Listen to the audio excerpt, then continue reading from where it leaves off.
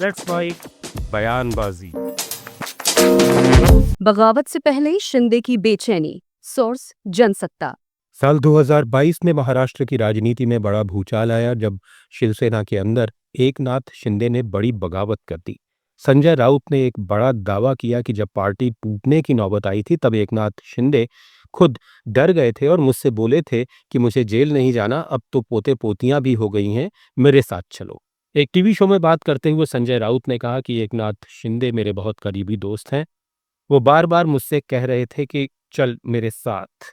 हम दोनों अयोध्या भी साथ गए थे।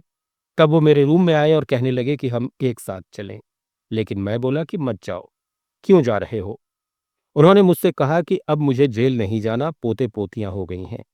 तब मैंने कहा कि मेरे भी पोते पोतियां हैं, लेकिन पार्टी ने हमें जो कुछ भी दिया है उस पर पैर रखकर जाना बाला साहब ठाकरे के साथ गद्दारी होगी। राउत ने आरोप लगाते हुए कहा कि शिंदे डर गए थे और सत्ता के लालच में चले गए। डरपोक लोग ही बहादुरों पर शब्दों से हमला करते हैं। अब हालत यह है कि ईडी तक राजनीतिक लोगों को छूने से डरती है। संयम नहीं रहा, लालच में बह गए।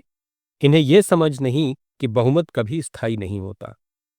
इन आरोपों पर महाराष्ट्र के उप मुख्यमंत्री एकनाथ शिंदे ने जवाब दिया। उन्होंने कहा, राउत क्या कह रहे हैं ये उन्हीं से पूछिए, मैं अपना काम कर चुका हूं। बाला साहेब ठाकरे कभी कांग्रेस और एनसीपी के साथ नहीं जाना चाहते थे, लेकिन आप सत्ता और कुर्सी के लिए उन्हीं के साथ चले गए। जिन्होंने बाला साहेब के नाम को कलंकित किया वही आज झूठ बोल रहे हैं। केंद्रीय मंत्री गिरिराज सिंह ने राहुल को बताया मौसम वैज्ञानिक। सोर्स जनसत्ता।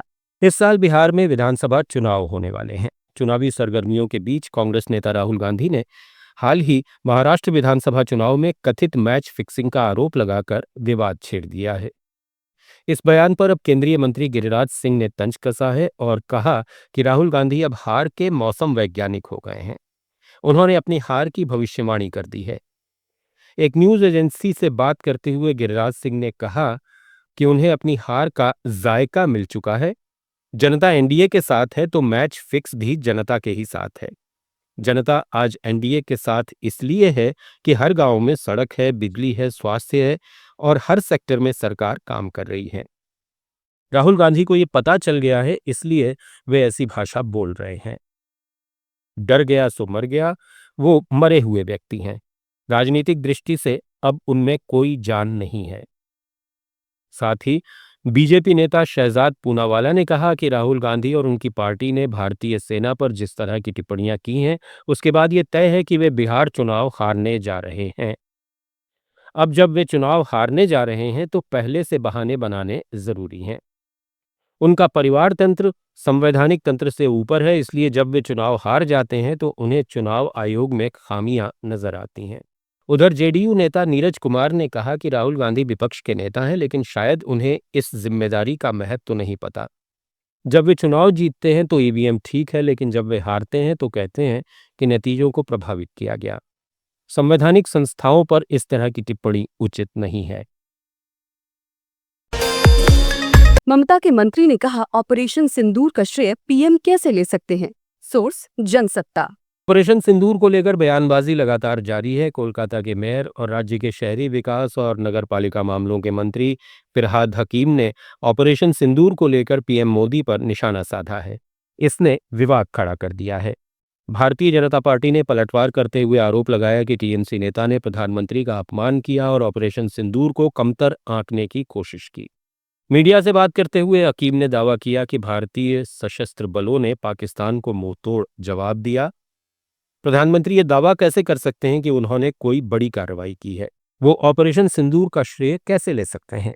इस पर एक्स पर पोस्ट कर बीजेपी ने लिखा, फिरहाद हकीम ममता के सबसे मुखर प्रवक्ता और वही व्यक्ति जिसने कभी कोलकाता के कुछ हिस्सों को मिनी पाकिस्तान कहा था, अब हर सीमा पार कर गया है। उन्होंने ऑपरेशन सिंदूर को कमतर आंका, पीएम मोदी का अपमान किया।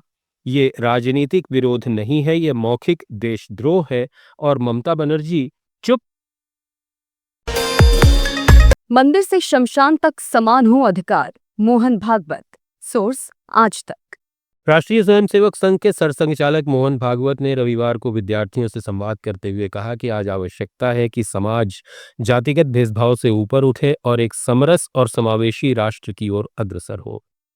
उन्होंने कहा कि संघ का कार्य व्यक्तित्व निर्माण है और व्यक्तित्व निर्माण के माध्यम से परिवार, समाज, राष्ट्र और अंततः संपूर्ण मानवता के प्रति उत्तरदायित्व की भावना जागृत होती है। उन्होंने कहा कि समाज ऐसा हो जो राष्ट्र के प्रति अपने दायित्व को समझे, पर्यावरण के अनुकूल जीवन शैली अपनाए और जातिगत विषमता से मुक्त हो। मंदिर, जलाशय और श्मशान जैसे सार्वजनिक संसाधनों पर पूरे समाज का समान अधिकार हो, यही सच्ची सामाजिक समरसता है। चंद्रबाबू नायडू ने कहा, बच्चे ज्यादा पैदा करें। Source news 18। आंध्र प्रदेश के मुख्यमंत्री चंद्रबाबू नायडू का एक बड़ा बयान सामने आया है। कभी अपने राज्य में जिनके भी 2 से ज्यादा बच्चे होंगे वो स्थानीय निकाय चुनाव नहीं लड़ सकेंगे, अयोग्य हो जाएंगे वाले कानून बनाने वाले सीएम ने अब नया बयान दिया है। वे चाहते हैं कि उनके राज्य में लोग और बच्चे पैदा करें। इसके तहत वो अब ऐसी नीति बनाने वाले हैं जिसमें ऐसा करने वालों को प्रोत्साहन के तौर पर इनाम दिया जाएगा। दरअसल राज्य में प्रजनन दर लगातार घट रही है, इसने मुख्यमंत्री को चिंतित कर दिया है। नायडू ने कहा, जो भी परिवार ऐसा करेंगे उन्हें वो प्रोत्साहन राशि देंगे। परिवार जितना बड़ा होगा, इनाम की रकम भी उतनी ही ज्यादा होगी। यानी कुल मिलाकर वे जनसंख्या को लेकर राज्य सरकार की नीति बदलने वाले हैं। 500 के नोट पर नायडू का बड़ा बयान। Source news 18। पिछले कुछ दिनों से 500 रुपए के नोट चर्चा में हैं। लोगों का कहना है कि सरकार इसे बंद कर सकती है। हालांकि केंद्र सरकार खंडन कर चुकी है। अब आंध्र प्रदेश के मुख्यमंत्री और केंद्र की एनडीए सरकार के प्रमुख सहयोगी एन चंद्रबाबू नायडू ने बड़े मूल्य वर्ग के नोटों को चलन से बाहर करने की बात कही है। उन्होंने कहा कि 500 रुपए के नोट भी बंद कर दिए जाने चाहिए। नायडू का कहना है कि देश से भ्रष्टाचार को जड़ से मिटाने के लिए ऐसा करना बेहद जरूरी है। एक मीडिया इंटरव्यू में नायडू ने कहा कि सभी बड़े मूल्य के नोट बंद कर देने चाहिए, केवल 100 और 200 रुपए तक के नोट ही चलन में रहने चाहिए। उनका कहना है कि केवल छोटे नोटों के इस्तेमाल से ही भ्रष्टाचार पर प्रभावी रोक लगाई जा सकती है। शिक्षा मंत्री मदन दिलावर को टीचर ने दी रिश्वत। Source NDTV. राजस्थान के शिक्षा मंत्री मदन दिलावर को सोमवार को रिश्वत देने की कोशिश की गई। जब शिक्षा मंत्री प्रेस कॉन्फ्रेंस कर रहे थे तभी उन्हें रिश्वत देने का प्रयास किया गया। हालांकि पुलिस ने आरोपी शिक्षक को गिरफ्तार कर लिया है। आरोपी बांसवाड़ा जिले के गुड़ा सरकारी स्कूल का टीचर चंद्रकांत वैष्णव है। आरोपी ने जनसुनवाई के दौरान शिक्षा मंत्री को पत्र देकर आरएससीईआरटी के पाठ्यक्रम में उसकी पुस्तक शामिल करने की मांग की। फिर जन सुनवाई के वक्त ही मंत्री की टेबल पर 5,000 रुपए रख दिए। इस पर दिलावर ने कहा कि जन सुनवाई के दौरान एक व्यक्ति ने पाठ्यक्रम में शामिल करने के लिए कहा, मैंने वो पत्र ले लिया। फिर बाद में मेरे फोटोग्राफर ने बताया कि टेबल पर कुछ कागज हैं जिनमें 5,000 रुपए मिले। मेरे जीवन में पहली बार ऐसा हुआ। मैंने पुलिस को बुलाया और कागज और पैसे का लिफाफा पुलिस को दे दिया है। मुझे फंसाने की साजिश की गई है। बुलडोजर एक्शन पर सीएम रेखा गुप्ता का बड़ा बयान। सोर्स जनसत्ता। दिल्ली के मद्रासी कैंप में चलाए गए बुलडोजर एक्शन पर राजनीति गर्मा गई है। विपक्ष सत्ता पक्ष को लगातार बयानबाजी के चलते घेर रहा है। ऐसे में अब दिल्ली सीएम रेखा गुप्ता का पहली बार बयान सामने आया है। सीएम ने कहा कि मद्रासी कैंप में ध्वस्तीकरण अभियान कोर्ट के निर्देशों का सख्ती से अनुपालना करते हुए किया गया। कोर्ट ने राजधानी में भविष्य में बाढ़ से संभावित आपदाओं को रोकने के मकसद से बारापुला नाले की सफाई के लिए इस झुग्गी बस्ती को 4 बार हटाने का आदेश दिया था। उन्होंने कहा कि मद्रासी कैंप के निवासियों को मकान आवंटित कर दिए गए हैं और उन्हें वहां स्थानांतरित कर दिया गया है। सीएम ने आगे कहा कि मैंने साफ तौर पर कहा है कि अगर कोर्ट ने कुछ आदेश दिया है तो उस आदेश पर न तो सरकार कुछ कर सकती है और न ही प्रशासन। सोनम रघुवंशी मामले में यूपी एडीजी का बड़ा बयान। Source news 24।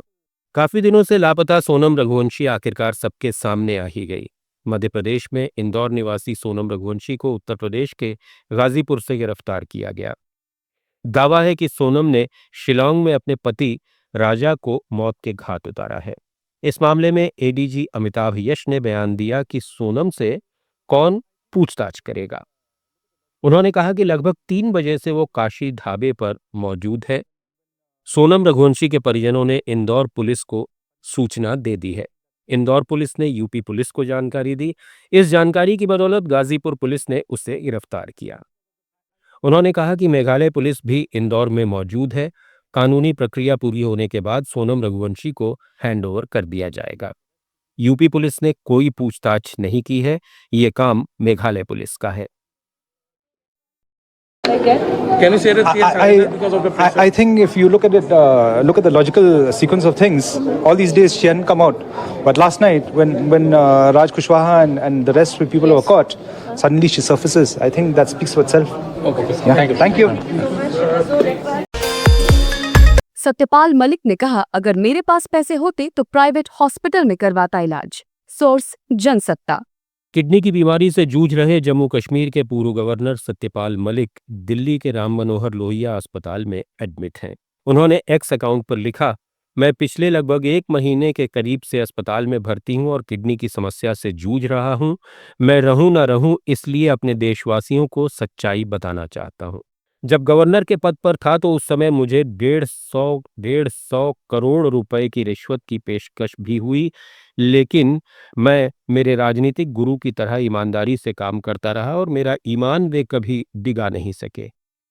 उन्होंने आगे कहा कि मैंने पुलवामा हमले में शहीद वीर जवानों के मामले को उठाया, जिसकी आज तक सरकार ने कोई जांच नहीं कराई है। सरकार मुझे सीबीआई का डर दिखाकर झूठी चार्जशीट में फंसाने के बहाने ढूंढ रही है।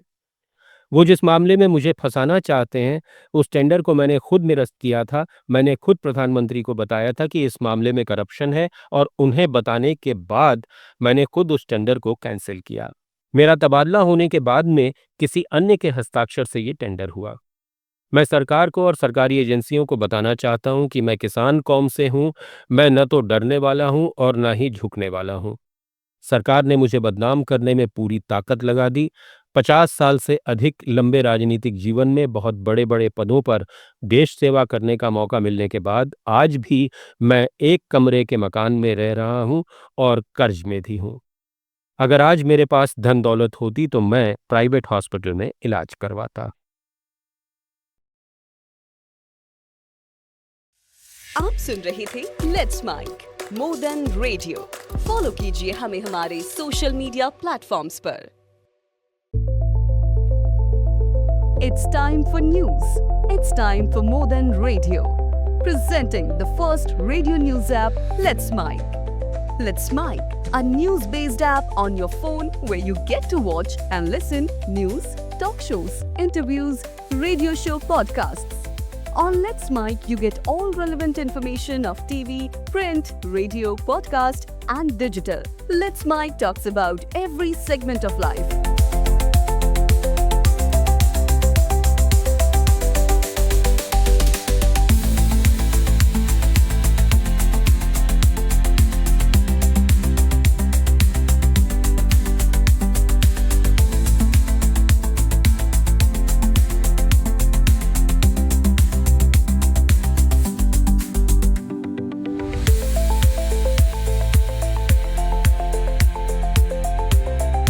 Let's Mic is not just a revolutionary idea. Download the app now from Play Store. Available both on Android and iOS mobile phones.